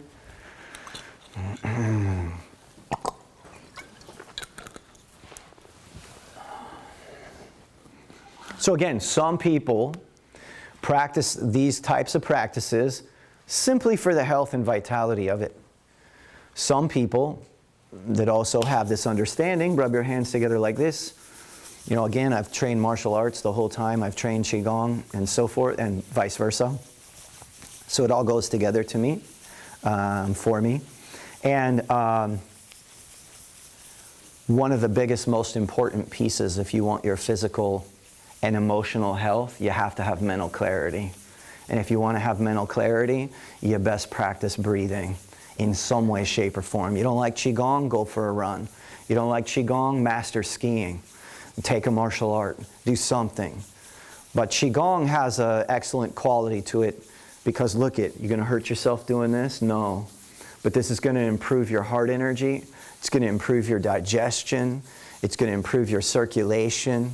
And you're going to notice after you practice, hopefully, that you have greater mental clarity. So we're just gently rubbing our hands together. This is very good for the heart, but it also just kind of distracts the mind. In a way, you could call it distracting the mind, or you could say focusing the mind on something else other than your stress or like whatever you've been thinking about. It brings you into the body. And now after you've been rubbing your hands a little bit, bring this to your digestion. This is standing tree meditation. Again, we're doing this from a standing position. But make note of it. I highly recommend from this day forward for the rest of your life. If you don't want to be sick, you like to be healthy, you like to have more energy, like to have healthy, fertile energy, and you like to have a healthy immune system and a healthy gut, they go together. Majority of your lymphatic system lives right here. 15 minutes every day lying in bed before you go to sleep. Or 15 minutes when you wake up in the morning. Or 15 minutes when you wake up in the morning and 15 minutes when you go to bed at night. I've been doing this for many years. Roughly 15 minutes, or some days much longer. Every single morning, every night. This will heal your gut. This will heal your emotions. It will boost your immune system. It will move your saliva, your digestion, and it's free. It only costs you your time. From standing position, it's harder. Knees bent, standing straight, straight spine. Watch your saliva. What is it doing? Watch your breath. I will also tell you, though, that the standing version is more potent. Harder to do, though. Much easier to do it in bed. So once in a while, if you desire, set your timer for, say, 5 minutes. Start with 5 minutes and practice this standing. Yes, notice that. It's clearing your throat. It's exactly what I'm talking about. That's your immune system right there. You're hearing it. That's also influencing your digestion. So some of you are going to swallow. Some of you are going to clear the throat. Some of you, when this really starts to open, you'll yawn. You'll get a big yawn. I hope some of you get a yawn, whether it's now or later in the car on the way home. Because that yawn is a sign of relaxation, not just sleepiness. Therefore, it's also a sign of energetic clearing. Excellent. Let's go ahead and shake that out. By the way, when you do exercises like that, especially if we did it 5 minutes or 10 minutes, and I mentioned this earlier, you will feel a little weird. You're going to feel like, whoa, what's going on? Because it does purge some toxins from your organs and your musculature. So anytime you feel lightheaded or you feel weird, sit down, drink some water, come back to the exercise another day. Go up here, or 5 minutes later, or whatever, right? But anytime you feel weird, you feel lightheaded with Qigong, it does happen sometimes. You know, be careful, go sit down. Let this brush, 1, 2, 3, 4, 5. Right from here, backs of hands down, exhale. Inhale. In our school, we call this one the waterfall. Just imagine like water rushing over your body here.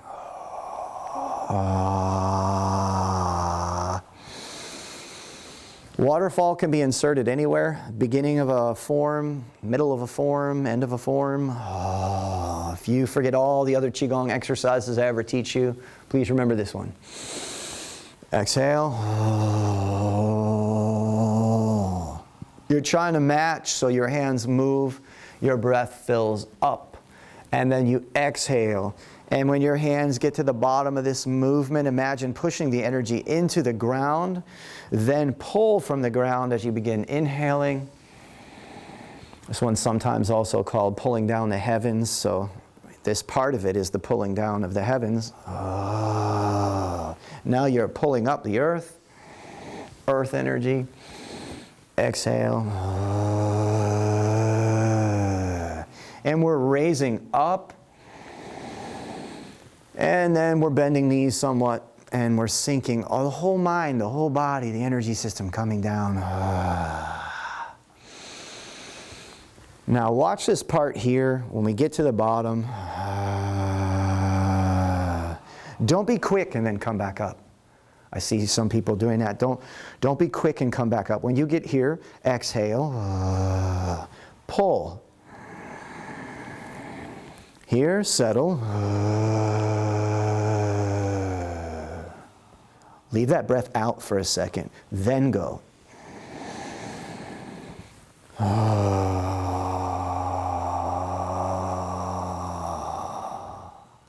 Then go. That pause in between the breaths is very important.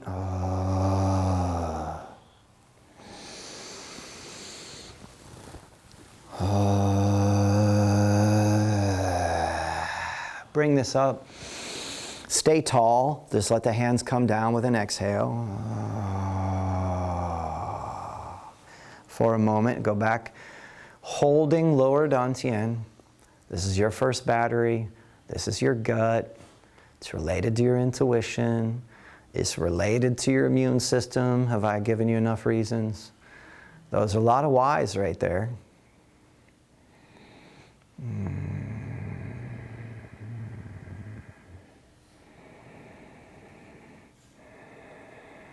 Two types of hormones in your body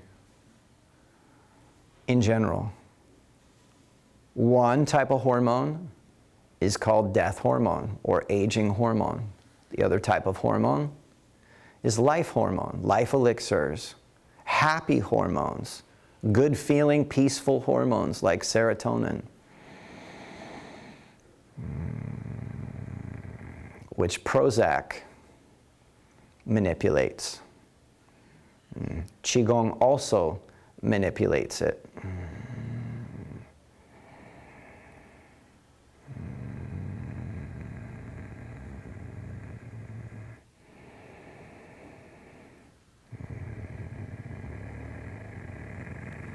Then let your hands just come and shake here. Pound your feet a little bit. We go back to this first exercise that I showed you. And with whatever practice you're doing, let's say you have issues in your shoulder, you have issues in your hip, you're nursing.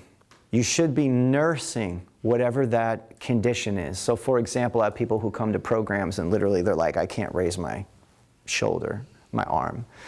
And then literally by Sunday, many of them are literally doing this. And so, but it starts with like if I could move that hand, but I could only move this one this high. I'm trying to synchronize, even though this would be weird on one hand, right? But if you have that injury already, you have to just move it as best you can.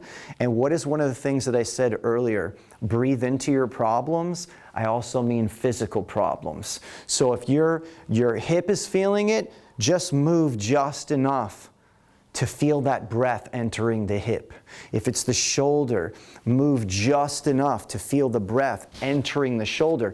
That's part of the practice, is to move the breath and the energy in the body and try and synchronize them. That's what we're trying to line up with. So let's use this exercise now. We did in the beginning. From here, this is a pulling up. And as we pull up, we come up with our body a little bit. And then we're going to settle back down.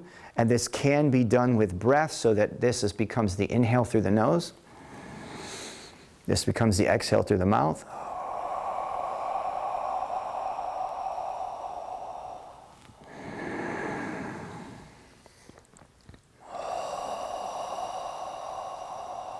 And we do want to try and hold our breath a little bit where we go here. We hold the breath to the lower belly just for a second and then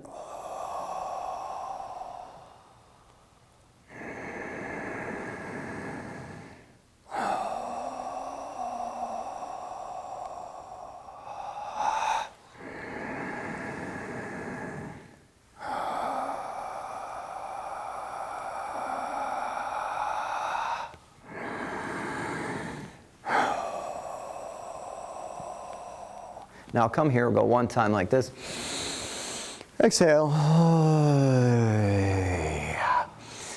There are different ways to do these exercises, and I'm not doing this to complicate things, but just to give you a feeling and give you an experience. Some people will do them very, very slow with no breath. Some people will do them quickly with breath. When you do it, again, it's like juggling balls. So juggle the balls as best you can. So for example, if you're having difficulty with this, coordinating the breathing and the exhale, keep working with it because that's part of the practice. You're looking to coordinate it, okay? The other side of it is we can do different cadences, and I just want to do one cadence where this is just a little bit quicker, and it's going to make like a pump. It's going to give you more energy, it's going to give you more oxygen. These kinds of things balance out those breathing things, nitrous oxide, carbon dioxide, etc. Anyway, same exercise here, we're here. We're just going to go a little bit quicker. It's going to go, we're here and we're going to go.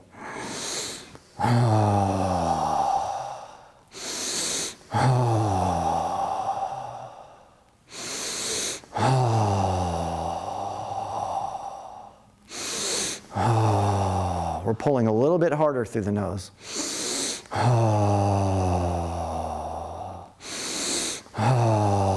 We're going to do two more.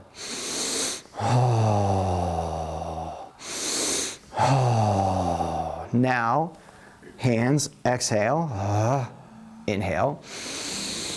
Now make the sound shh.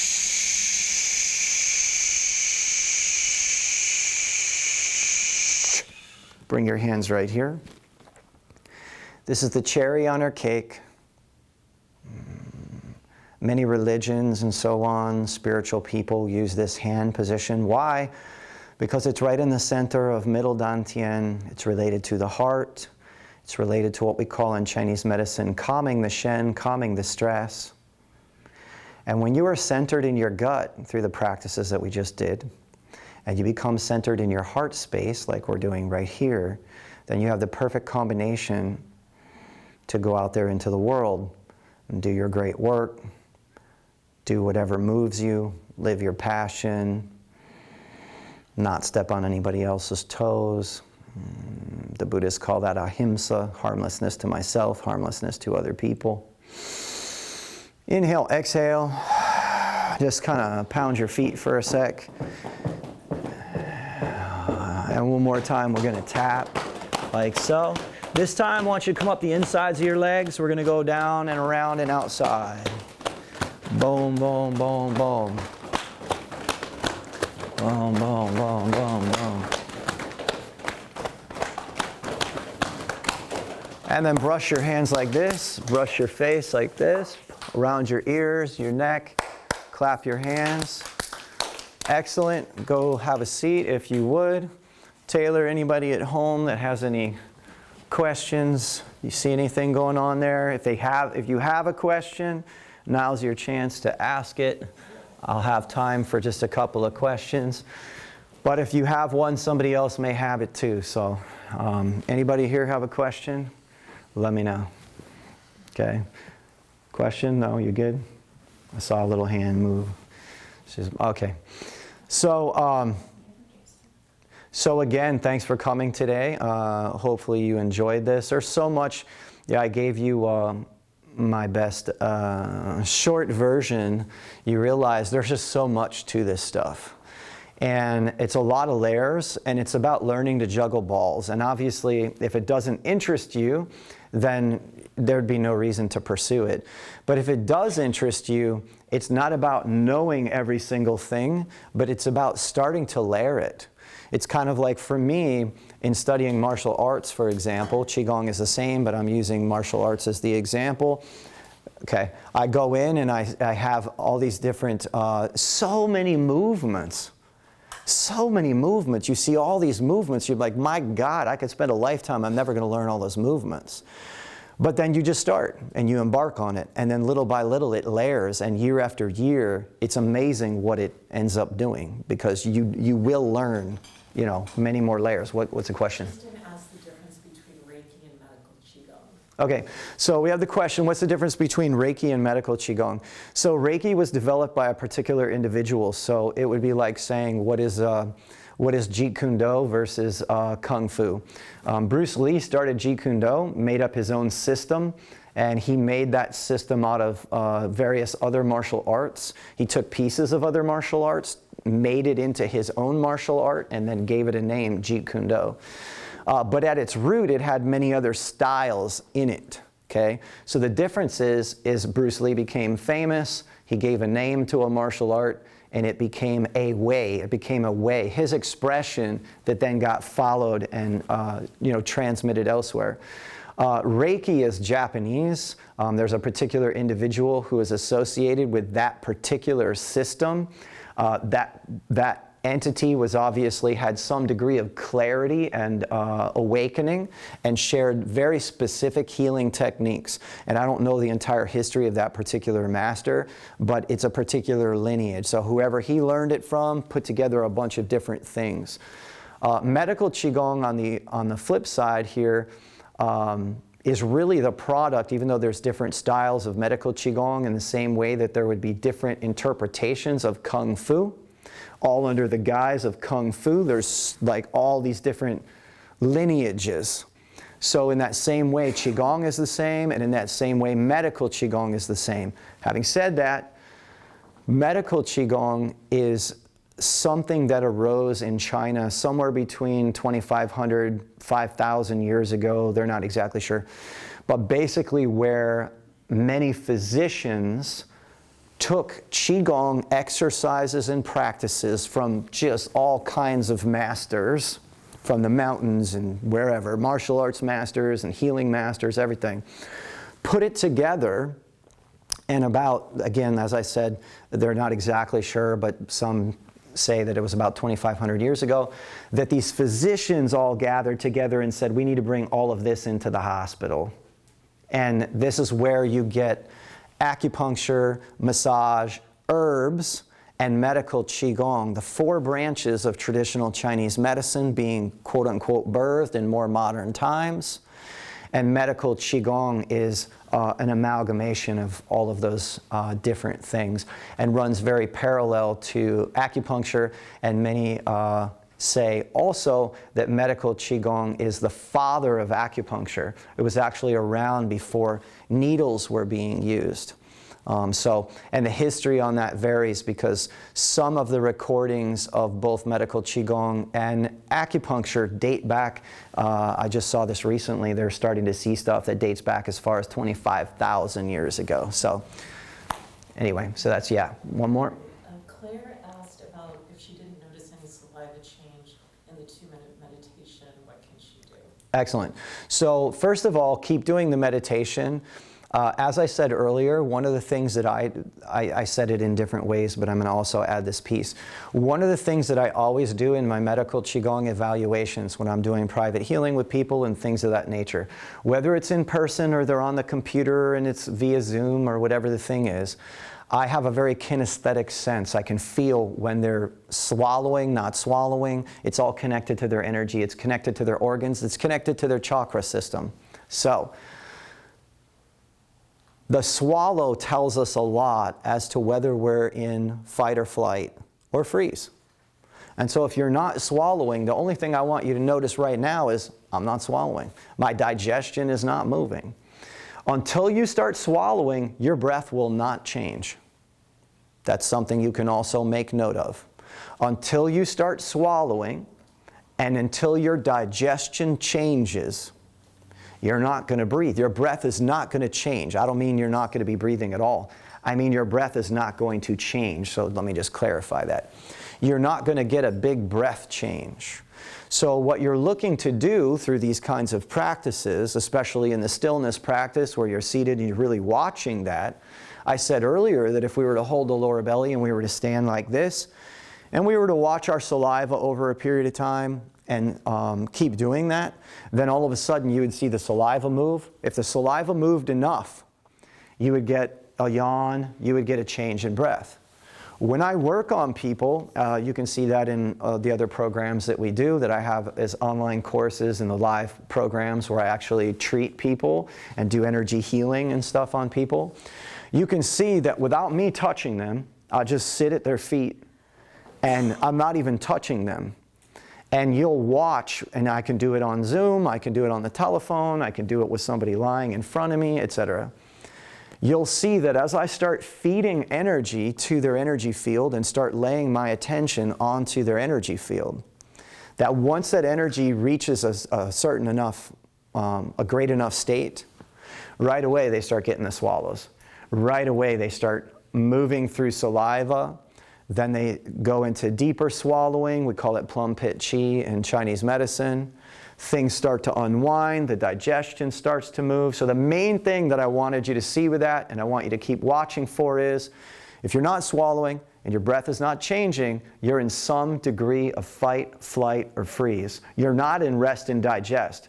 Now, if you went to the doctor, they would say, oh, you're fine. They're not that picky.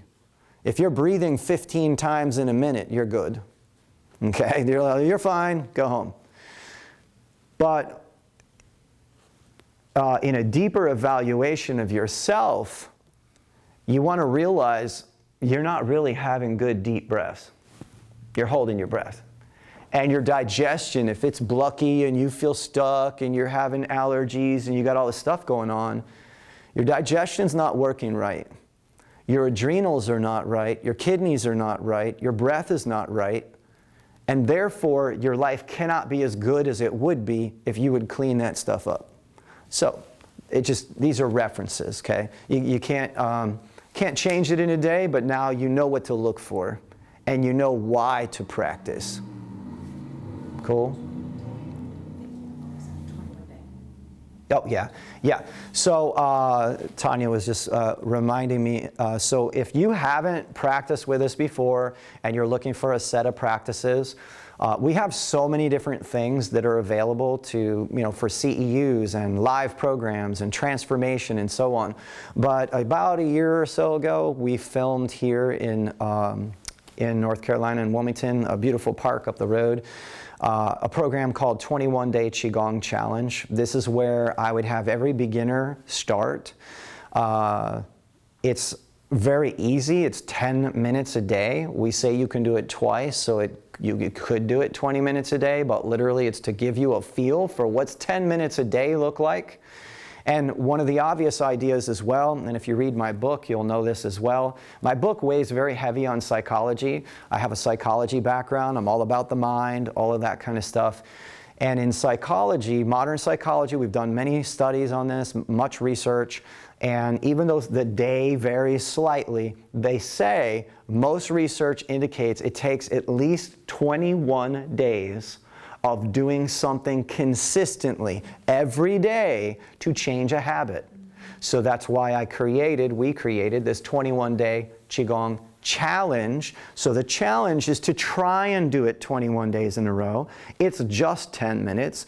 It's easy, and you would be amazed at the testimonials of people who've practiced it and how they feel. They're like, I just did the 10 minutes. I didn't even do the 20 minutes. And I'm on day 15 and I can't believe what's already happening. So that's how powerful Qigong is when done consistently. So if you want a program, it's like on sale for like 29 bucks, I think, roughly. And what was the other little thing I was going to say about it? Oh yeah, you have it ongoing. So we have many people who did the 21 days and they'll contact me and they'll be like, I'm on day 48 or whatever, I'm on day 95, whatever the thing is.